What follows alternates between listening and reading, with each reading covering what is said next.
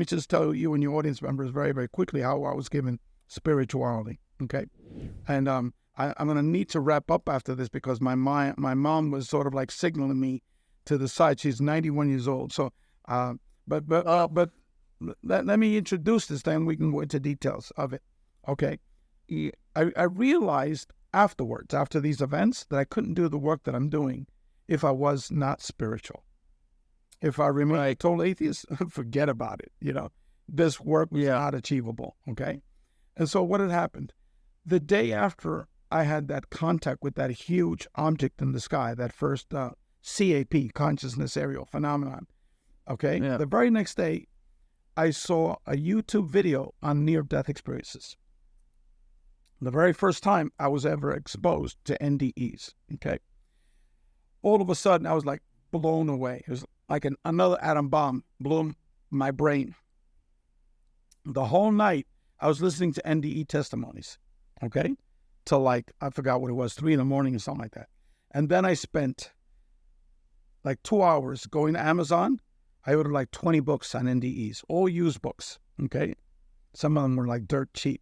Like, for example, Raymond Moody's books, you can get them pennies, because they've been around a long time, and he's had hundreds of thousands of them, And then what began after I started getting these books, I started 4 hours a day reading these NDE books. When there were 5 books left, 20 more books.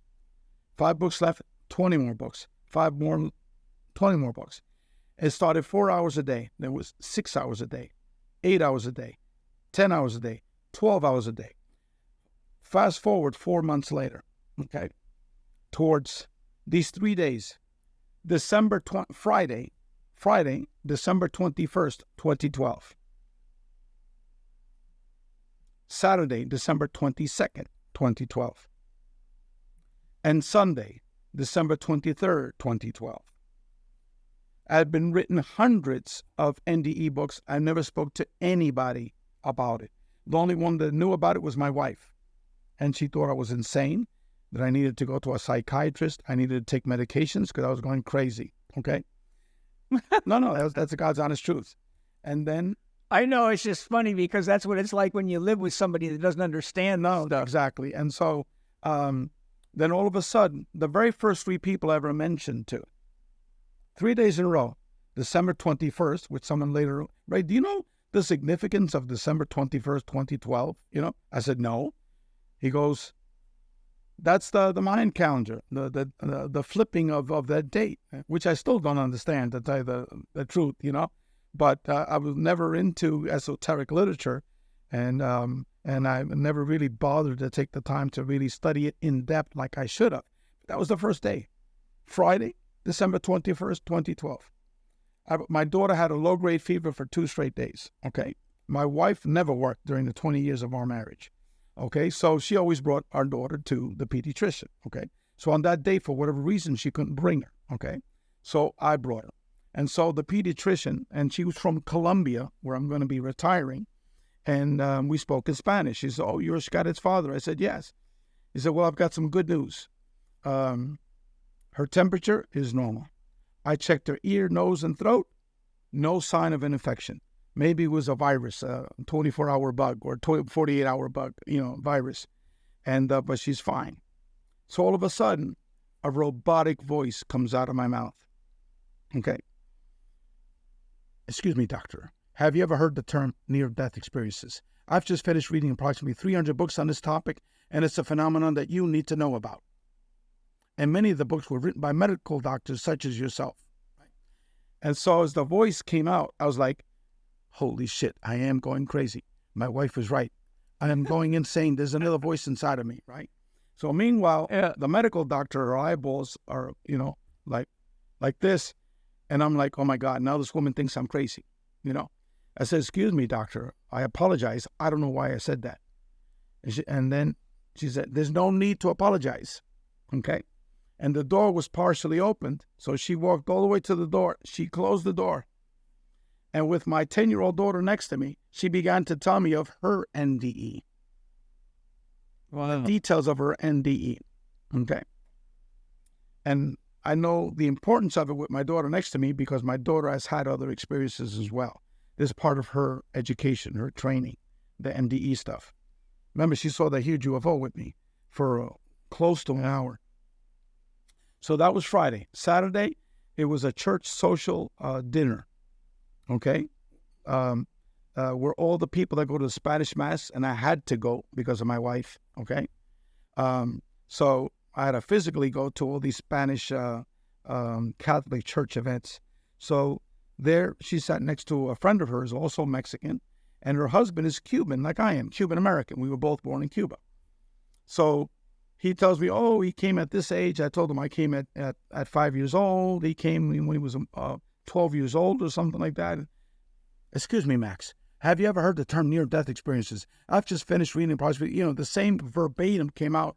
And I said, Monday morning, I need to go to a shrink because there's another personality inside of me, and I'm not well, And so Max's eyeballs pop out. And so I said, holy shit, now this guy thinks I'm crazy now. And I said, Max, I'm sorry, man. I don't know why I said that. And there's a guy I just met, for the first time. And he is an x-ray technician, an MRI guy. He takes MRIs and x-rays of people, So I said, Max, I'm sorry, man. I don't know why I said that. He goes, Ray, I've never told this to anyone. But a year ago, my mother died in my arms, in my home, and she was clinically dead. She was not breathing. Her heart rate had stopped. I was giving her CPR. I called 911. And then she was resuscitated on her way to the hospital by the EMS folks, okay? While she was at the hospital and I was allowed to see her, she told me she was floating above her dead body underneath her. And she said, Max, you told me this, you told me that, you told me that. You were crying on top of me, and you would tell me all these things. But, Mom, how do you know that? I already told you I was floating above you. I was seeing and hearing everything. And he said, all of a sudden, this big, heavy-set black man, like a football player, comes crushing through the door, followed by a short blonde woman with a blonde ponytail. But, Mom, how do you know that? Those are the paramedics. And then he then tells me all those details, okay? And then my mom just passed here. And so on Sunday, I came to my parents' home, and I said, I need to tell this to my father, because he was like, besides me, the world's biggest atheist. He was like the Cuban Archie Bunker, And so I said, I need to tell him this. And so with my mother next to me, we got him dressed. We walked him outside to the terrace, and I told him what happened on Friday, what happened on Saturday. He goes, that happened to me. I go, what? And then he began to tell me of the most profound NDE story I've ever read in any of the books. He said he was up there 20, 30 years. I said, what do you mean 20 or 30 years? He says, that's how long it took God to show me all the good things I'd done in my life and all the bad things. Okay? He said, there's no good and evil. He said, God is pure love. There's no devil. I mean, time doesn't exist. He went on to tell me tons of stuff.